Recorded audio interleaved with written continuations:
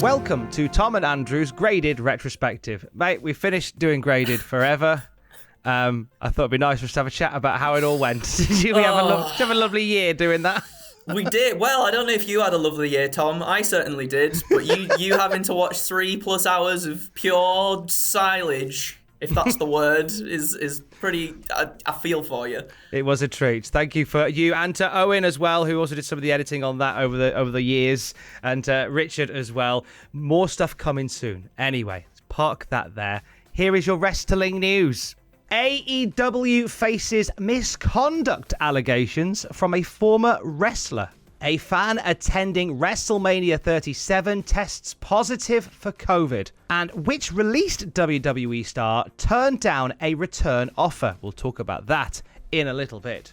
Waking up to the news this morning that Ivelisse is no longer part of AEW. A tweet went out from Ivelisse last night that has since been deleted that says, "History repeats itself, unfortunately. I speak up about mistreatment and get let go. That's life." AEW have not acknowledged this tweet nor the release of Ivelisse or the allegations in which she insinuates there. We'll talk more on that in just a second. Well, as this is all going on, somebody put out a tweet which featured the infamous match between Thunder Rosa and Ivelisse, in which Ivelisse stopped selling moves. And Ivelisse responded with this, saying there was a lot of tension between her and Thunder Rosa, saying that Rosa pulled the same thing in LU, Lucha Underground. "I am the vet in both scenarios, which means she disrespecting me and in the company in doing that." Those are the words of Ivelisse. When asked for comment, Ivelisse reached out to Fightful Select with a statement, didn't she, Andrew? Yes, and she said, "I spoke up about mistreatment from a coach, even to other women too. There were witnesses and I was the one suspended and left in limbo and just now let go. And nothing has been done at all the entire time about it. Thunder Rosa slandering my name the entire time in AEW and doing everything to sabotage my position there. I kept quiet. Thunder Rosa also has a history of getting involved with officials in order to get ahead, which there was a lawsuit and everything in, and that's regarding Lucha Underground as well." So those are the comments from Ivelisse to Fightful Select, obviously insinuating some tension between her and Thunder Rosa. And I think there is more on this story to tell. When we know more about it, we'll let you know more at cultaholic.com. Also, starting the morning with news coming out of Tampa from WrestleMania 37. I wondered whether we would get a story like this before the end of the week. It was yesterday that a fan named Logan, at ByGuardLogan on Twitter, put out the following tweet saying, "Returned from Collective 2020, the GCW Collective Remix events during WrestleMania week and WrestleMania yesterday, and tested positive for COVID today. Everyone, make sure that you get tested." John Pollock from Post Wrestling reached out to Logan online, didn't he, Andrew? Yes, he did. He said, "I reached out to this person and they informed me they received their positive COVID-19 test on Tuesday night.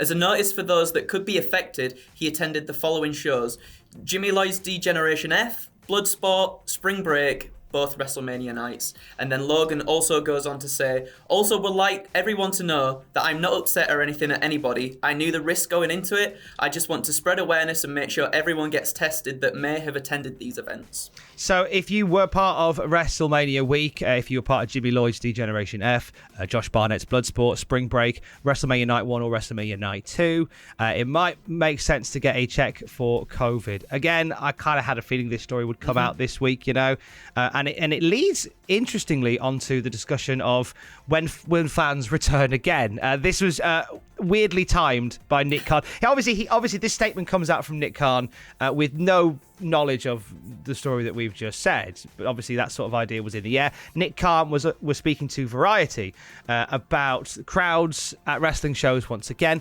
and what did he have to say to Variety magazine, Andrew? So he said to Variety, "WrestleMania last year was 2 to 3 weeks into the pandemic. We had to cancel last minute and we did it from a studio. It was certainly a different experience. So we wanted to make sure that the fans and the people watching at home got the WWE experience that they're used to on the biggest event that we have. Khan was then asked about future plans for live fans to return and said, any plans? Yes. Any plans we can share? Stay tuned. But just know that once we're back on the road, we're on the road full time. We're not looking to do other one-offs. Again, this was WrestleMania, and we felt it needed to be done for the fans. So look for news coming soon. Regardless of the news that came out from Logan, and no doubt one of many people that will maybe test positive for COVID coming away from that week, it was nice seeing fans again, wasn't it, Andrew? It really was. It was strangely emotional. Which might sound weird to say, and people will be like, oh, get over yourself or whatever, but just to see fans back there, I mean, the whole Sasha Banks and Bianca Belair bit, how phenomenal was that, where they just soaked that all in, and it felt right. It felt really, really good. And with the exception of Sasha Banks and Bianca Belair and that memorable moment with Belair winning the SmackDown Women's Championship at the end of night one, WWE really went to town in thanking the fans and supporting the fans for all this time by having all the bad guys win at WrestleMania. Come on, Randy Orton. Randall Keith wins everything. So we had Randall Keith, of course. We had Bobby Lashley defeating Drew McIntyre. We had, of course, Roman Reigns winning in the main event of night 2. I think that's still a great booking decision, to be honest with you. Mm-hmm. It's amazing to think 5 years ago, if you'd said to somebody, Roman's going to pin Edge and Daniel Bryan at the same time at WrestleMania, you'd have thought you'd been trolled. It's incredible. But looking to the match between Riddle and Sheamus, another bad guy winning, Sheamus becoming the US champion, wasn't meant to initially be the plan. So Fightful Select report this, saying one of the matches changed at Mania was Riddle versus Sheamus. We mentioned the changes to the Fiend versus Randy Orton match, but that wasn't the only match that had the result change this weekend. Fightful was informed originally Riddle was supposed to retain his United States Championship at the show, but it was adjusted in favour of continuing the feud with Sheamus. So this comes back to a story that we talked about on the news videos this week. I believe it was Pacitti that talked about it at the end of one of his mammoth streams where people insisted to see the roof and a forward roll. It was where now the US title was never meant to be Riddle's anyway. The scuttlebutt was that it was meant to go to Keith Lee, who we should never forget about. Never. Ever. However, Keith Lee, absent from Raw over the past few weeks and looking into the next few months as well. So the decision was made to put the belt on Riddle. She had to get the belt off Bashley, as he's now. Bobby Lashley, from now on, known as Bashley. That works. I'll use that in graded. Oh, wait, I won't. What a pity, never mind. But so Bashley was had to get the belt taken off him because Bashley was going to win the WWE Championship. So the decision was made to put the belt on Riddle. Do you think Riddle should have kept the belt at Mania, Andrew? Do you know what? I think after all the effort and all the work that Sheamus has put in recently, I think he deserves it so much. He's been taking moves like an absolute champ. He's been delivering fantastic matches. And also, Riddle needs to lay off the bifters for a little while and just let Sheamus go and do his thing. Please. And then, I don't know, maybe somewhere down the line, perhaps even Backlash, we'll see it change again. If they're planning to continue this feud for a little bit longer, I'm not really sure. But I think it was the right decision. What do you think? I'm perfectly fine with Sheamus winning. I think he's got an IC title reign in his future. It's the only belt he hasn't won. Yeah. You know, I think it's the only thing Sheamus hasn't won outside of maybe a Nobel Peace Prize. Like, he's won everything else there is to offer in the company and beyond. So maybe that. I have to ask, when you talk about Riddle laying off the bifters, there was on the reactions video, because we didn't see all our other reactions until the reactions went live on the channel, so I didn't see what anybody else did. You sang a song.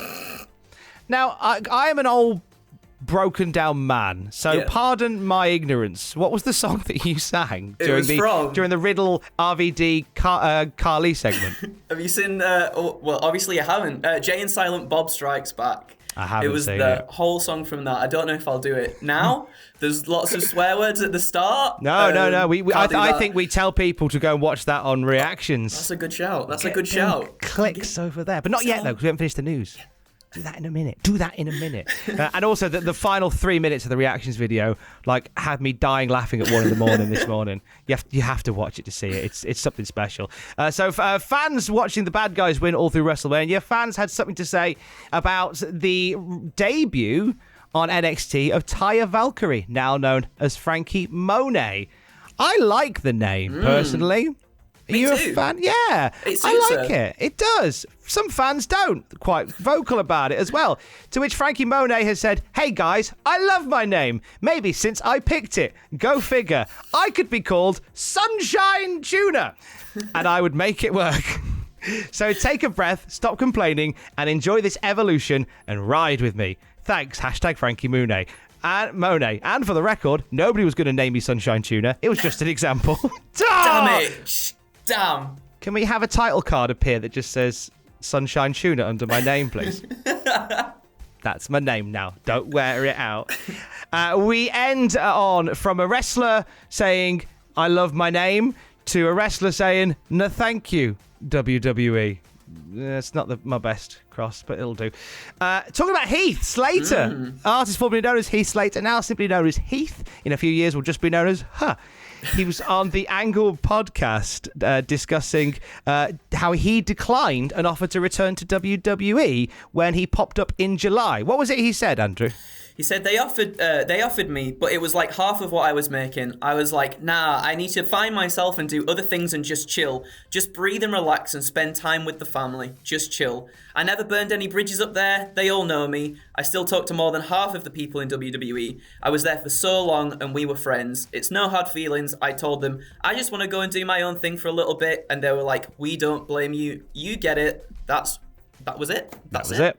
Simple enough. Are you excited for Heath to come back 3 times the size and become WWE champion? My God, please. Do you know what? Like, I feel bad for him because when he went away and he's obviously gone to Impact and stuff, there was so much hype behind him. And then obviously with the injuries and everything, you can't help but feel for him because I felt like that was really Heath's time. But yeah, build him up, bring him back, get him to take out Bobby Lashley. Never mind Drew anymore. Get Heath in to take out Bobby. Heath and Bashley? Bashley, sorry, yeah. SummerSlam? Jinder Mahal as guest referee, you say? Whoa, come on now. They're just one man. On the podcast feed today, cheeky plug for this, a brand new episode of Desert Island Graps Revisited. This is where we get previous guests of Desert Island Graps to come back on and watch one of their dream matches. And I am thrilled to tell you that today we are watching the NWA World Heavyweight Championship match between Ric Flair and Ricky Steamboat from Chi-Town Rumble 89. And we are watching it with, of course, the reigning NWA World Heavyweight Champion, Nick Aldis.